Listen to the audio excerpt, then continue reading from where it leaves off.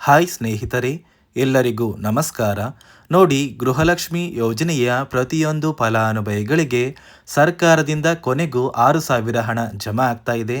ನಾಳೆ ಭಾನುವಾರ ಜನವರಿ 26ರಂದು ಗಣರಾಜ್ಯೋತ್ಸವದ ಪ್ರಯುಕ್ತ ಕರ್ನಾಟಕದ 27 ಜಿಲ್ಲೆಗಳಿಗೆ ಸರ್ಕಾರ 6,000 ಹಣನ ಜಮಾ ಮಾಡ್ತಾ ಇದೆ. 4 ಹಂತಗಳಲ್ಲಿ ಸರ್ಕಾರ ಈ 6,000 ಹಣನ ಜಮಾ ಮಾಡ್ತಾ ಇದ್ದು, ಸುಮಾರು 1,23,000 ಫಲಾನುಭವಿಗಳ ಬ್ಯಾಂಕ್ ಖಾತೆಗೆ ಈ 6,000 ಹಣ ಜಮಾ ಆಗ್ತಾ ಇಲ್ಲ. ಸರ್ಕಾರ ಜಾರಿಗೆ ತಂದಿರುವ 5 ಹೊಸ ನಿಯಮದ ಆಧಾರದ ಮೇಲೆ ಪ್ರತಿಯೊಂದು ಫಲಾನುಭವಿಗಳು ಈ 6,000 ಹಣನ ಪಡ್ಕೋತೀರಾ.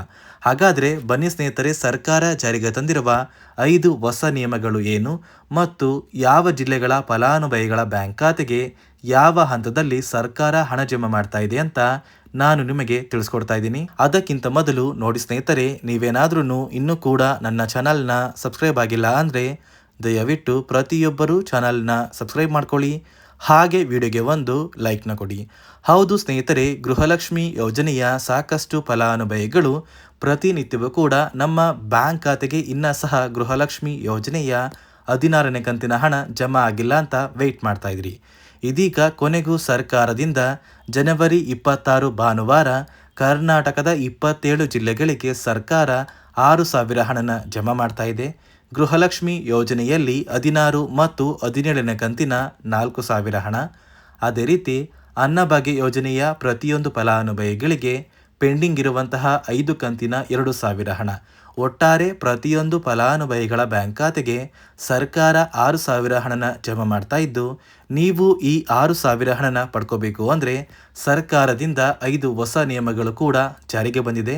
ಈ 5 ಹೊಸ ನಿಯಮದ ಆಧಾರದ ಮೇಲೆ ಸುಮಾರು 1,23,000 ಫಲಾನುಭವಿಗಳ ಬ್ಯಾಂಕ್ ಖಾತೆಗೆ ಸರ್ಕಾರ ಈ ಬಾರಿ 6,000 ಹಣನ ಕ್ಯಾನ್ಸಲ್ ಮಾಡಿದ್ದು, ಸರ್ಕಾರ ಜಾರಿಗೆ ತಂದಿರುವ 5 ಹೊಸ ನಿಯಮಗಳು ಏನು ಅಂತ ಕೂಡ ತಿಳ್ಕೊಳ್ಳೋಣ. ಅದಕ್ಕಿಂತ ಮೊದಲು ಜನವರಿ 26 ಭಾನುವಾರ ಕರ್ನಾಟಕದ ಯಾವ ಜಿಲ್ಲೆಗಳ ಫಲಾನುಭವಿಗಳ ಬ್ಯಾಂಕ್ ಖಾತೆಗೆ ಸರ್ಕಾರ ಈ 6,000 ಹಣನ ಜಮಾ ಮಾಡ್ತಾ ಇದೆ ಅಂತ ನಾನು ನಿಮಗೆ ತಿಳಿಸ್ಕೊಡ್ತಾ ಇದ್ದೀನಿ. ನೋಡಿ ವೀಕ್ಷಕರೇ, ಸರ್ಕಾರದಿಂದ ಬಂದಿರುವಂತಹ ಒಂದು ಮಾಹಿತಿಯ ಪ್ರಕಾರ ಈ 6,000 ಹಣ 4 ಹಂತಗಳಲ್ಲಿ ಪ್ರತಿಯೊಂದು ಜಿಲ್ಲೆಯ ಫಲಾನುಭವಿಗಳ ಬ್ಯಾಂಕ್ ಖಾತೆಗೆ ಜಮಾ ಆಗ್ತಾ ಇದೆ. ಮೊದಲ ಹಂತದಲ್ಲಿ ಬೆಳಗಾವಿ ವಿಭಾಗಕ್ಕೆ ಹಣ ಜಮಾ ಆಗ್ತಾ ಇದ್ದು, ಈ ಒಂದು ವಿಭಾಗದಲ್ಲಿ ಬರುವಂತಹ ಒಂದು ಜಿಲ್ಲೆಗಳ ಹೆಸರು ಬಾಗಲಕೋಟೆ, ಬೆಳಗಾವಿ, ವಿಜಯಪುರ, ಧಾರವಾಡ, ಗದಗ, ಹಾವೇರಿ, ಉತ್ತರ ಕನ್ನಡ. ಅದೇ ರೀತಿ ಎರಡನೆಯ ಹಂತದಲ್ಲಿ ಬೆಂಗಳೂರು ವಿಭಾಗಕ್ಕೆ ಹಣ ಜಮಾ ಆಗ್ತಾ ಇದ್ದು, ಬೆಂಗಳೂರು ನಗರ, ಬೆಂಗಳೂರು ಗ್ರಾಮಾಂತರ, ರಾಮನಗರ, ಚಿಕ್ಕಬಳ್ಳಾಪುರ, ಚಿತ್ರದುರ್ಗ, ದಾವಣಗೆರೆ, ಕೋಲಾರ, ಶಿವಮೊಗ್ಗ ಮತ್ತು ತುಮಕೂರು.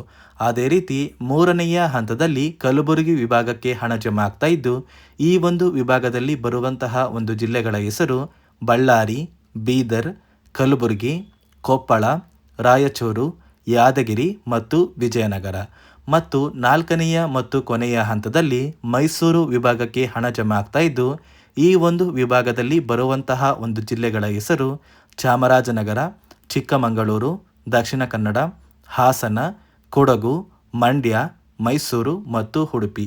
ಈ ಪ್ರತಿಯೊಂದು ಜಿಲ್ಲೆಗಳ ಫಲಾನುಭವಿಗಳಿಗೆ ಸರ್ಕಾರ 4 ಹಂತಗಳಲ್ಲಿ ಗೃಹಲಕ್ಷ್ಮಿ ಯೋಜನೆಯ 4,000 ಹಣ, ಇದರ ಜೊತೆ ಅನ್ನಭಾಗ್ಯ ಯೋಜನೆಯ 5 ಕಂತಿನ 2,000 ಹಣನ ಪ್ರತಿಯೊಂದು ಫಲಾನುಭವಿಗಳಿಗೆ ಜಮಾ ಮಾಡ್ತಾ ಇದ್ದು, ನಿಮ್ಮ ಬ್ಯಾಂಕ್ ಖಾತೆಗೆ ಜನವರಿ ತಿಂಗಳು ಮುಗಿಯುವಷ್ಟರಲ್ಲಿ ಪ್ರತಿಯೊಂದು ಫಲಾನುಭವಿಗಳು ಆದಷ್ಟು ಬೇಗ ಈ 6,000 ಹಣನ ಪಡ್ಕೋತೀರಾ. ಅದೇ ರೀತಿ ನೋಡಿ ಸ್ನೇಹಿತರೆ, ಈ ಬಾರಿ 1,23,000 ಫಲಾನುಭವಿಗಳ ಬ್ಯಾಂಕ್ ಖಾತೆಗೆ ಸರ್ಕಾರ ಗೃಹಲಕ್ಷ್ಮಿ ಯೋಜನೆಯ 4,000 ಹಣನ ಜಮಾ ಮಾಡ್ತಾ ಇಲ್ಲ.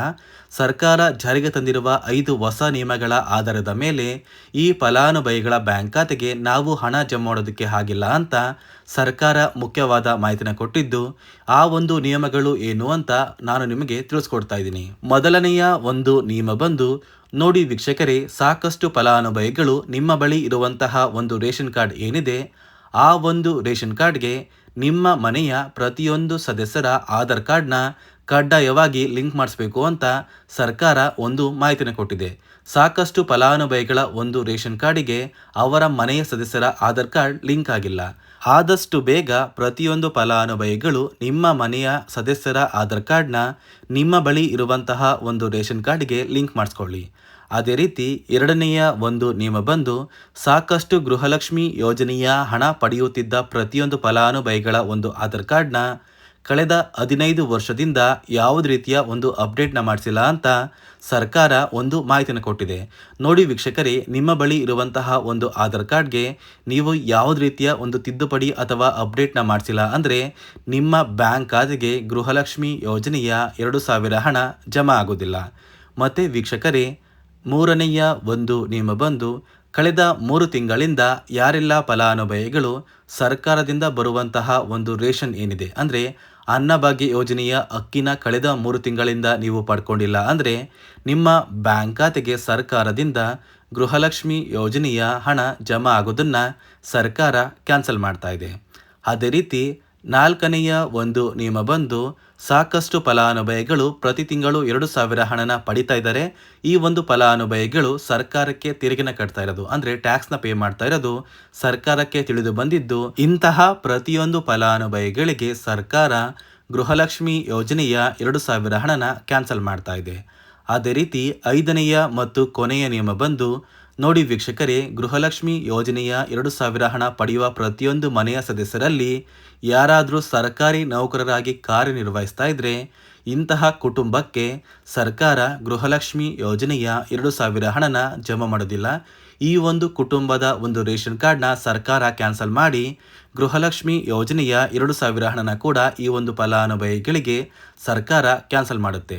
ಈ 5 ಹೊಸ ನಿಯಮದ ಆಧಾರದ ಮೇಲೆ ಪ್ರತಿಯೊಂದು ಫಲಾನುಭವಿಗಳಿಗೆ ಸರ್ಕಾರ 6,000 ಹಣನ ಜಮಾ ಮಾಡ್ತಾ ಇದೆ. ನಾಳೆ ಭಾನುವಾರ ಕರ್ನಾಟಕದ ಪ್ರತಿಯೊಂದು ಜಿಲ್ಲೆಗಳಿಗೆ ಸರ್ಕಾರ 4 ಹಂತಗಳಲ್ಲಿ 6,000 ಹಣನ ಜಮಾ ಮಾಡ್ತಾ ಇದ್ದು, ಜನವರಿ ತಿಂಗಳ ಅಂತ್ಯದಷ್ಟರಲ್ಲಿ ಪ್ರತಿಯೊಂದು ಫಲಾನುಭವಿಗಳು ನಿಮ್ಮ ಬ್ಯಾಂಕ್ ಖಾತೆಗೆ 6,000 ಹಣನ ಪಡ್ಕೋತೀರಾ ಅಂತ ಹೇಳ್ತಾ, ಇದಿಷ್ಟು ಗೃಹಲಕ್ಷ್ಮಿ ಯೋಜನೆ ಕುರಿತು ಸರ್ಕಾರದಿಂದ ಬಂದಿರುವಂತಹ ಹೊಸ ಮಾಹಿತಿಯಾಗಿದೆ.